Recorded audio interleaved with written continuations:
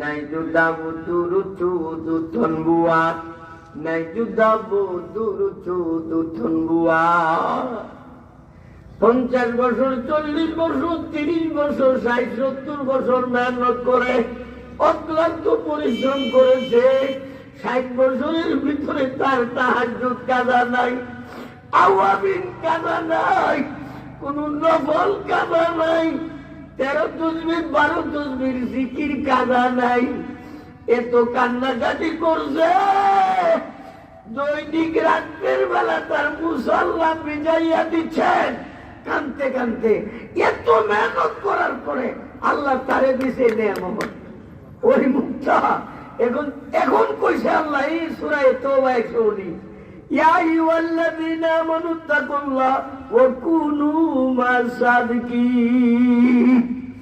এমন আল্লাহর ওলির খাদেম হইয়া যাও, এমন আল্লাহ ওয়ালার খেদমত তুমি কইরা তারে খুশি করো।